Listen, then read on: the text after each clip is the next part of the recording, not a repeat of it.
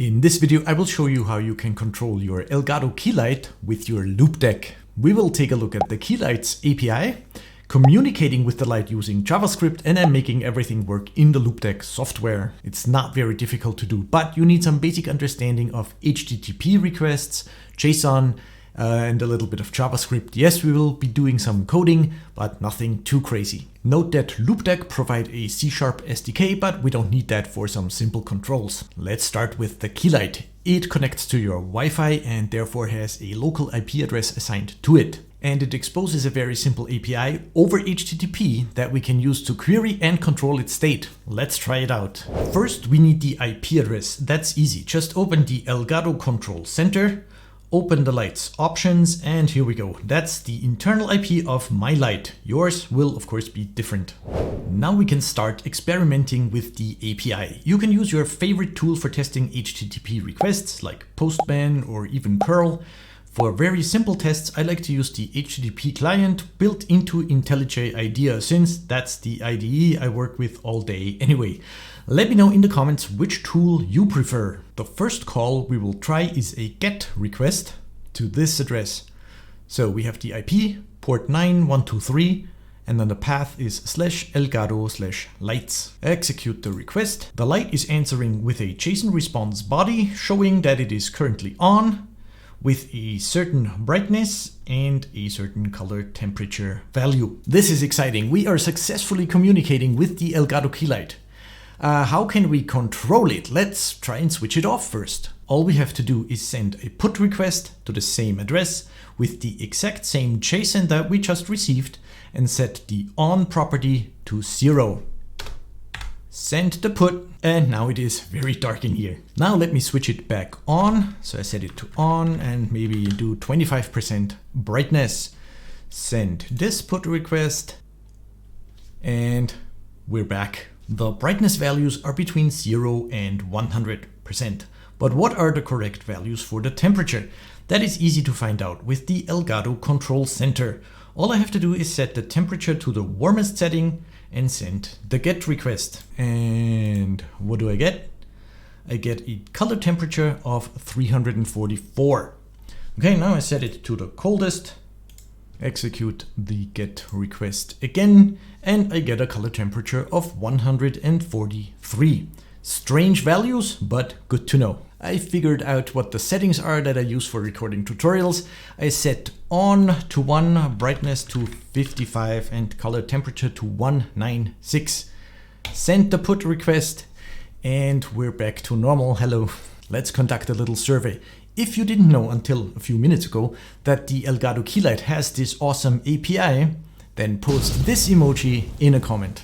On to the next step. In order to make this work in the Loupedeck, we have to put all of this into a program that we can execute on a button push. Here I have tried using curl in a bash script, executed in git bash. It works fine. However, parsing or modifying JSON is a bit cumbersome in bash scripts. In JavaScript, however, it is very easy to send HTTP requests and to work with JSON. So let's do that. How can we execute JavaScript on our local machine, not in a browser?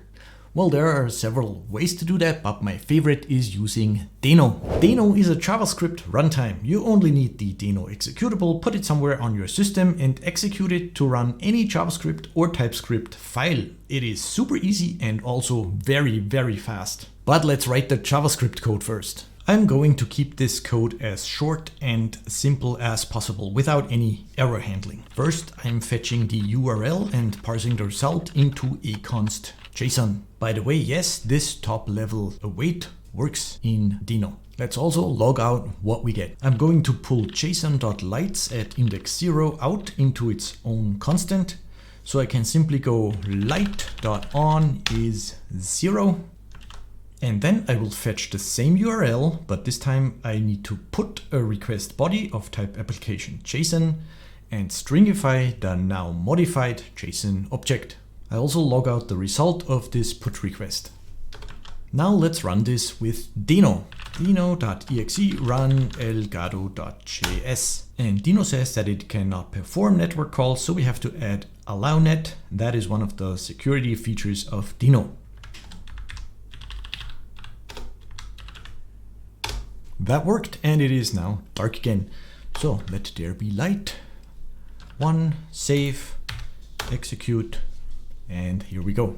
Notice how easy this script is and how fast Dino starts up and executes it. Pretty nice. I want to improve this a little bit though. We can apply command line arguments to our JavaScript using dino.args. It's a simple array, so if I do something like this, I can now call the script with an on or off or B100 and so on.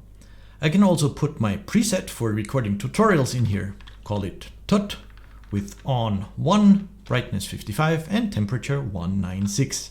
And when I call Elgato JS tut, I'm all set. Now, compared to the bash script, this makes it also very easy to change the brightness and temperature incrementally, because with the first get request, we read the current values from the light and can do something like this to add or subtract some value, and also clamp the values to the ranges we determined earlier. So if I call this now with T plus several times, the light is now much warmer. So let's go back to my default settings. Here we go. All right, second problem solved. If you're following along and you can now control your Elgato Keylight from your command line, congratulations. Have you used Dino before? Let me know by posting a dinosaur comment and maybe a few words about what type of Dino project you made. By the way, my name is Chris and I make free tutorials here on YouTube. My channel is mostly about the open source software Blender, but if you would like to see more content like this, about coding, smart home, 3D printing maybe, then write a nice little note in the comment. And if you enjoyed this video so far, I would kindly ask to hit the thumbs up button right now. It really helps with the YouTube algorithm. Thank you so much. Last but not least, let's call our script from Loupedeck. In the Loupedeck software, we can add a new run action, give it a name, and then enter the path to the program we want to execute right here. For some reason, even though I set it to English, most of the UI here is still in German, probably because my Windows 11 is German. However, the Loupdeck software is a bit dumb here and doesn't support command line arguments. So we cannot simply take our Dino command and paste it in here. We have to wrap it into a batch file first. If anyone from Loupedeck is watching, please improve this. Okay, let's create an elgato.bat file and put our call to Dino in there. Now we have to put the arguments we wish to send to our JavaScript in here. Off, for example. Save it. Pick this batch file here in the Loupedeck software. Let me rename this to off because that's what we're doing. Save it. Now let's try it. Push the button and the lights are off. Now this looks like we need a separate batch file for every command we want to send to the light. That is of course a possibility, but there is another way. We can have just one batch file and simply forward all command line arguments to our JavaScript with %.